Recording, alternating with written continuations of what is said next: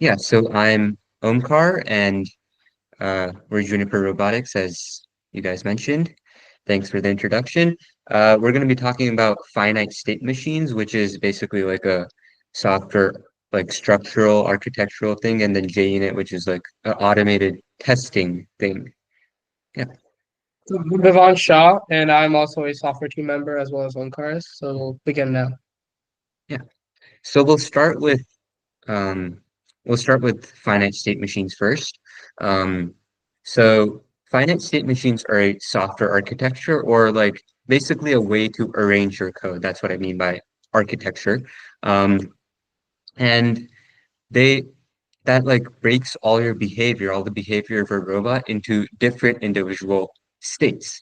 And it doesn't just have to be your robot. It could also be other things like an automatic door, for example. It could have states like opening, closing, opened, closed, stuff like that. And your states are decided, or you switch between states based on a input. In our case, it's usually the controller, the gamepad that the driver is using. Um, and then the code implementation of this structure is usually using a switch statement and a enum, and I'll show you more about that. We'll go through the code. Uh, yeah, but an example I have on the right over there, that's just from Game Manual Zero's page on finite state machines. So they have the state start in which they start their op mode, and then their input is expressed, for example, which sets the state to extend lift. So that's how you have your, um, that's really like a simple explanation of finite state machines. Um, yeah. Um, and what is the main advantage of finite state machines? So for us, it's been two main things. It's modular and the parallel tasks. So basically, every action that you have can go into a different state, right? So that really helps to make your software structure very modular. Um, and basically your states from like states for like extending your slides and like intaking are in complete separate places, making it very easy and modular, which also makes it easy to debug and um, also makes it easy to build off of. And another major thing is the parallel tasks, which I'll get into more on the next slide. So we took this finite state machine structure and decided to rearrange it into our um, software architecture. So we decided to create a finite state machine hierarchy with high level, low level FSMs and hardware wrappers at the very bottom. So these hardware wrappers, these are just really low level things with your motors or servos, like setting power, getting position, stuff like that.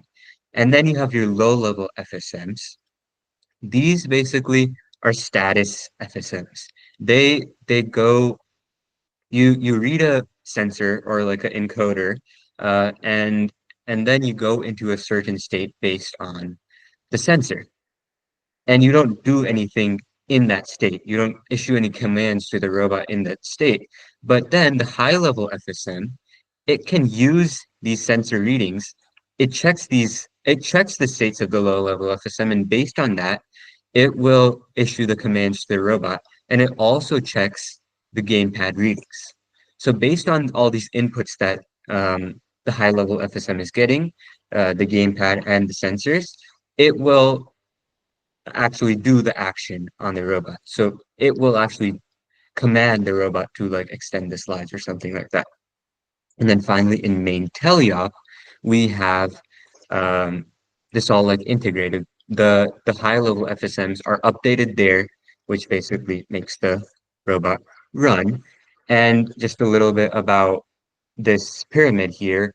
Uh, we we had this year's robot, we had uh, slides and which we call the ARM FSM. So our mechanism for this year is very similar to a human hand, we thought. So that's why we decided to call it the slide's arm, and then the slides pivot themselves. So there's the shoulder, and both of those things come under the monkey limb FSM. And then there is the elbow part, which is the shorter deviation. There's the wrist, and then there's the deviator and the finger. So all those things come under the monkey paw. So that's just so that it can help you understand the code later on. I'll just show, if you just look at these images, this is the monkey paw and this is the monkey limb. And one significant thing with this pyramid is that all the parallel actions, we put them in different FSMs, and I'll show you why in the code later on. So yeah, let's get to the code. Um, Give us one moment. I Transition think over you're here. only presenting one window. Can you guys see the code?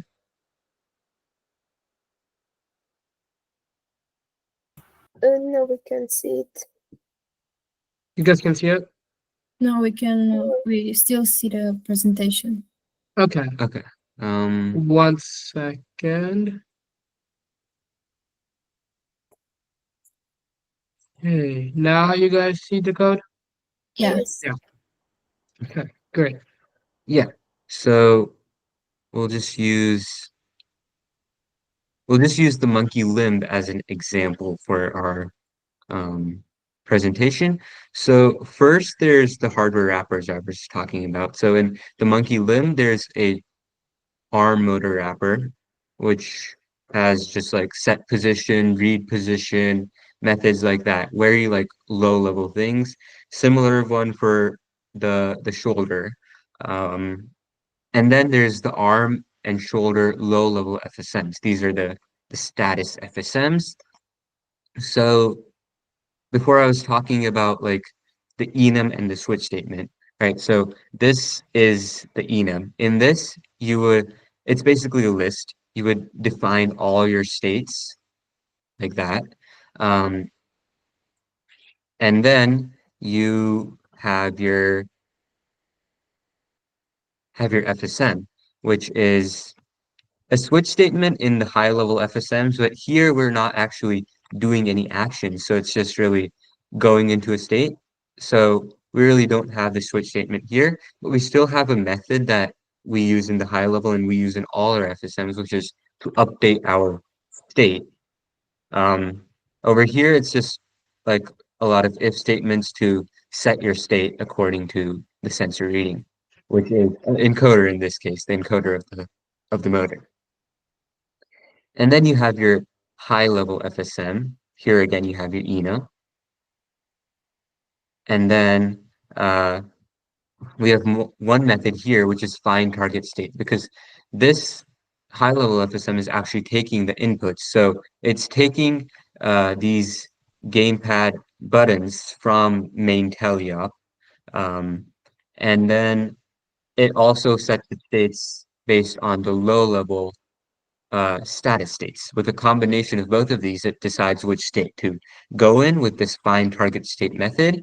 And the find target state method is the first thing called in the update state method that we have. So in our update state, we update first our low level FSMs, and then we have our major switch statement, which is really the entirety of the FSM. All your cases are your different states, and then in your um, in your cases, you can just have the logic for the states. And a way we like to do our states is we have a in progress state, like preparing to deposit sample, and then like prepared to deposit sample. So the action is complete here. So yeah, and then there is the way this all comes together in main teleop. We we update both our high level FSMs, which is the paw and the limb. Um, and we update both of these and pass in the gamepad readings. And how the parallel tasks are coming in here is that since both of them are being updated in quick succession. The other one can still be in action. The other FSM can still be in action while the other one is being updated. So that allows for the parallel tasks. So it's not completely like purely parallel because it's not like multi-threading or anything, but there is like this illusion which allows it to be parallel. So yeah. And now we'll get into how this finite state machine structure helps us with JUnit testing, and Vivon will explain more about that. Yup. So I'll just get the presentation back on. Just 1 second. Hmm, okay.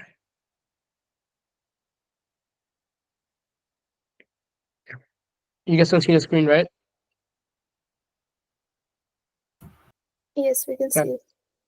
It's great. Okay. So as Omkar mentioned earlier, we use something called JUnit, which stands for Java Unit Testing, which is the industry standard for automated testing, meaning you can test your code without any hardware. So I can test my motors, servos, encoders, all of that just using code and just code only. I don't need a control hub, a motor, a servo, anything. This works by a process called mocking, which is pretty much copying, which is pretty much making a virtual copy of the hardware. Similar to like a virtual device where you create like an emulator online and it pretty much pops up a phone, which is not an actual hardware phone, but like it has the functionalities of a phone. Same thing with the mocking, it has the functionalities of a motor, but you need an actual metal piece of a motor. So this helps us because we can start programming even before the mechanical team is done building the robot. We were actually able to save 6 weeks of our time just by doing JUnit and other automated testing processes. Um, so we actually use something called test-driven development, which means it's like a cycle. You start out by writing the actual test, then you fail the test, meaning to check if it's not just passing by itself, because you might write a bad test or pass by itself, so you don't actually ever check your code. And then you actually write the code and then check your test again and see if it passes. If it doesn't pass, then you check back on why it doesn't pass. What we did last year was write everything out and then test it somewhere. Now the issue there is you might have like 7 errors from somewhere. Like I have a no object reference error over here. I have like a separate error over here, over here. You don't know where it's coming from. When you write small like functions or sections of code, you can pinpoint your error, which makes development a little bit faster. We actually have a second stage of testing, which we're not talking about today, which is the test bench. It is a hardware turn of the robot, which means all of the hardware that is found on the what's it called on the robot, which means all the motors, encoders, sensors, all that is physically present on like a board, but doesn't have any of like the gears and stuff. So we can see the motors move. So this would be the second stage of testing. All of this prevents like the robot from like breaking itself if the code was written wrong. Because what could happen is if you remember a pivot, that might pivot way too much for some reason. And that might break. But JUnit and the test bench can easily catch that error before it goes on the robot, which is a pretty good plus point. So we use multiple libraries and packages. Mockita, which helps us mock the robot, and assertions, which helps us check if conditions are true or false. So now I'll move on to how these FSMs actually helped us with JUnit. So as I mentioned earlier, JUnit needs hardware and what's called hardware or like mocked hardware to run. But the issue is to do that, we need to like actually create an instance of hardware map. But the issue with creating a new hardware map is that you're gonna like mock a lot more things. And it actually at some point it's just impossible to mock it. So with this FSN structure, we're just able to like mock these low level FSNs over here into these high level FSNs. So if I want to test something in the limb, like the logic of the whole system extending, I can check if my shoulder is pivoting up just by mocking it. And my arm is like extending out just by mocking it. I don't need the hardware map itself to be cloned or mocked. Um, So now I'll actually go into code and explain more of how exactly JUnit works. Just 1 second.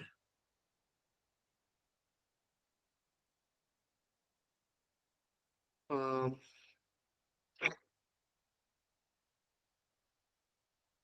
There it is. Okay. You guys see the screen?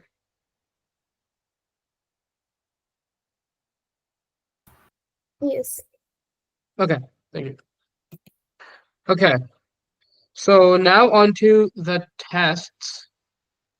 Um, let's start with the lim FSM test. So I'll first actually show you guys how to create a test. So what you first need to do actually is in your Gradle files, you need to actually download the or you need to get the library, which is sorry over here. Um, right over here. These are the libraries you will need to download JUnit for further reference. So once you have this, you can start creating tests from the actual class. So the way you would do this is by going up to the class header over here, and you press Control Shift T. Okay? Then you will get an option to create a new test. As we already have a test, I'm not going to create a new one. But this is how you would create it. So I'll just go back to our test class. So now this is how we start each test. This is like the outline for each test class. You start with a setup function. This function will include creating mocks, fresh mocks, and a spy. So, and this will be done before every single test, as seen by this annotation over here.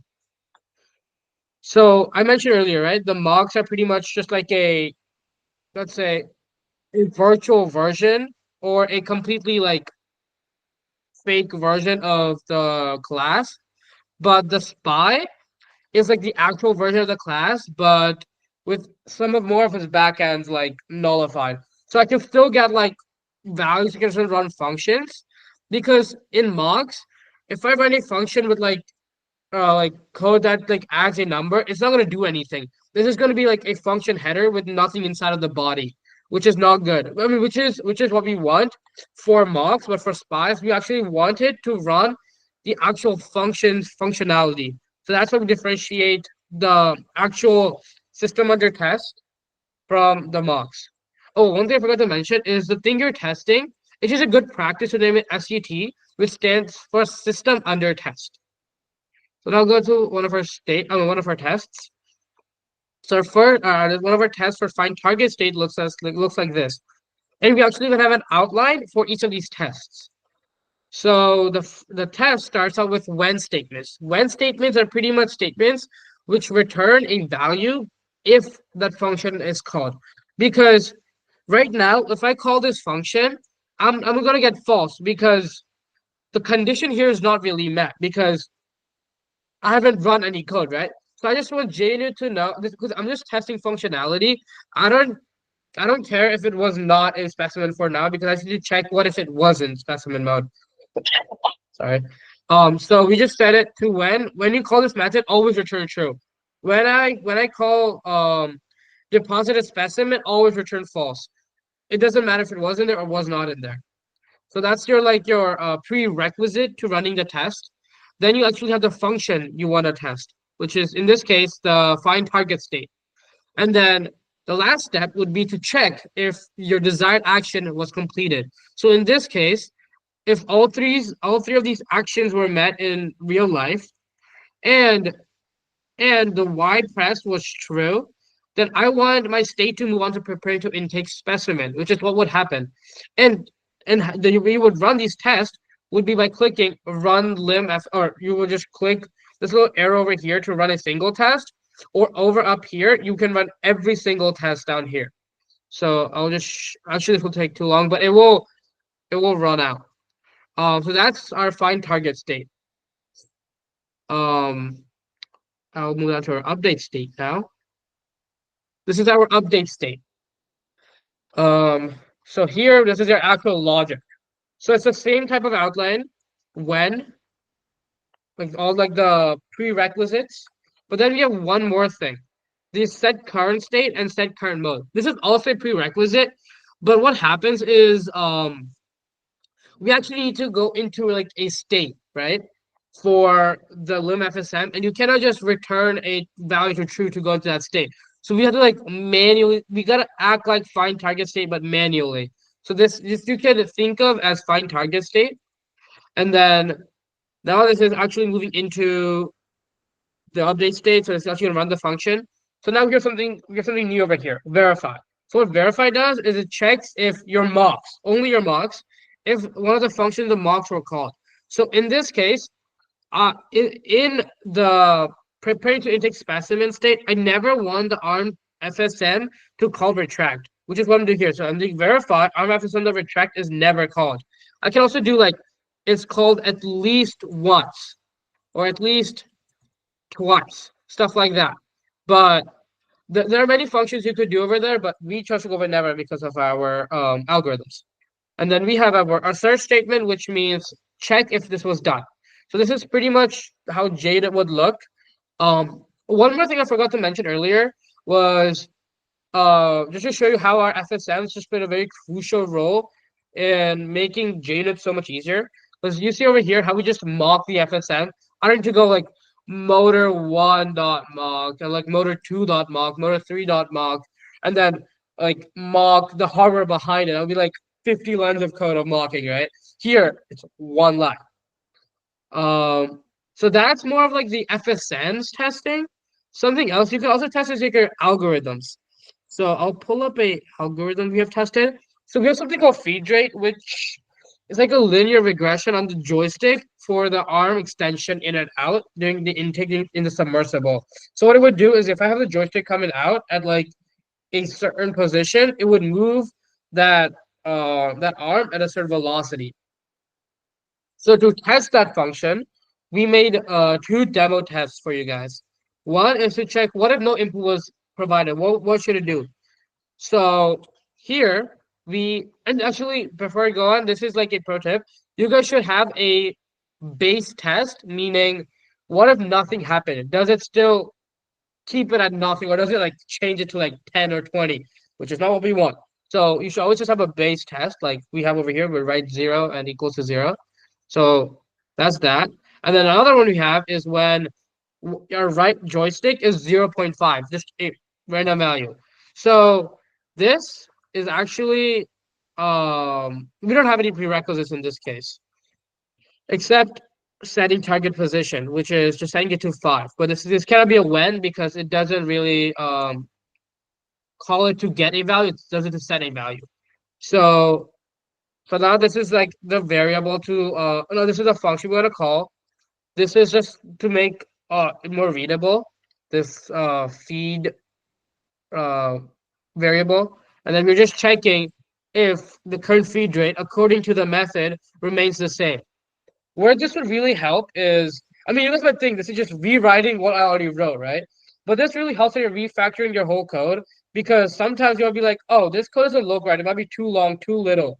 Then it helps you be like, okay, I'm gonna make it a little bit different. Like remove like 4 lines, add these 2 lines over here, and then I'm gonna run these tests again to see if the functionality is still there. Which is also one thing with these tests, when you do test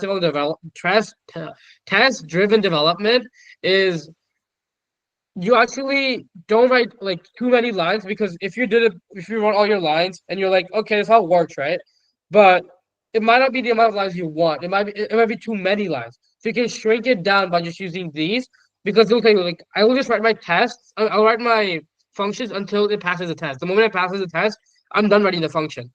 So I don't add like a lot more flour into the test. So that pretty much wraps up how JUnit actually helped us with um uh getting more time to program and getting it done faster. So do you guys have any questions for us? Their email contact is on the slide there. You can also contact both of us on Yes. Discord. Yeah. Any questions? Yes. What advantages do finite state machines offer over other programming approaches in FTC? Could you please repeat that question? What advantages do finite state machines offer over other programming approaches in FTC? Yeah. So, finite state machines just help us one better organize the code because if you might have seen, we just had like we could easily debug all this code because it's like segmented out. It's not like running this function, then this function, then this function, then this function in a row. It's just harder to look at code when it's all written together. It's pretty much like adding comments, but way better. And another reason why finite state machines are slightly better are because they help us become a little bit faster with loop time. So last year when we first implemented finite state machines, our loop time before we implemented it was like 60, 70 milliseconds.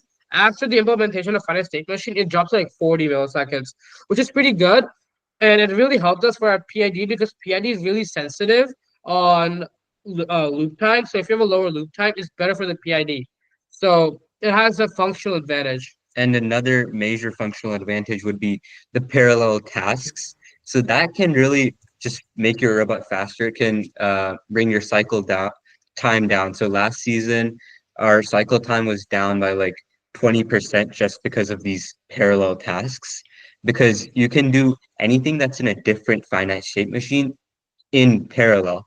So our like monkey limb and monkey paw can run in parallel. In addition, we have different low level FSMs, right? So our slides and our slides pivot, which is the shoulder, they can both happen in the parallel, although mechanically there's limits on that. But in reality, like with our code, we can run anything that's in a different finite state machine in parallel. Thank you. I also Mhm. want to ask you something.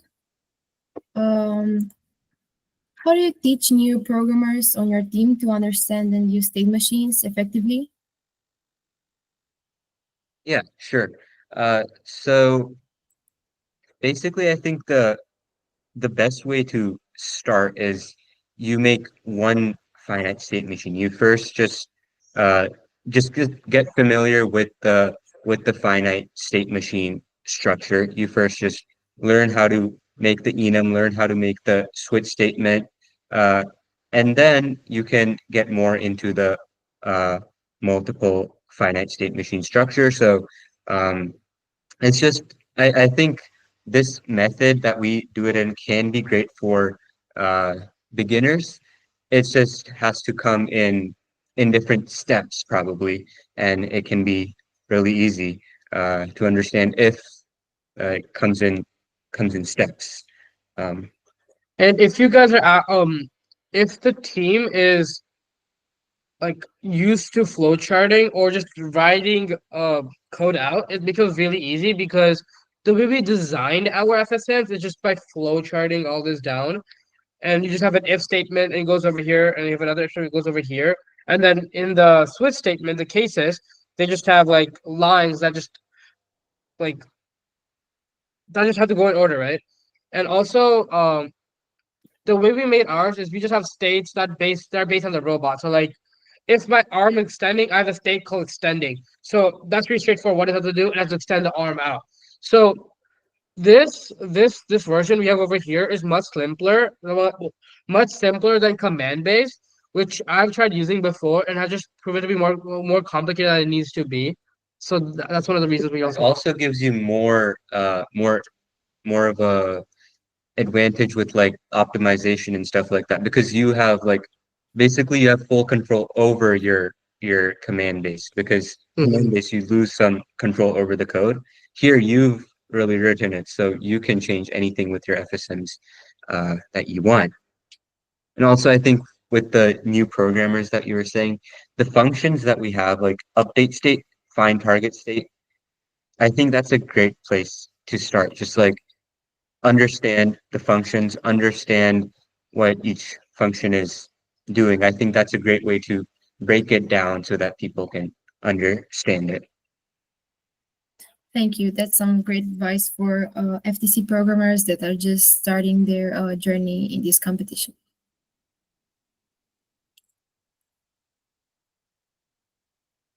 You guys have any other questions?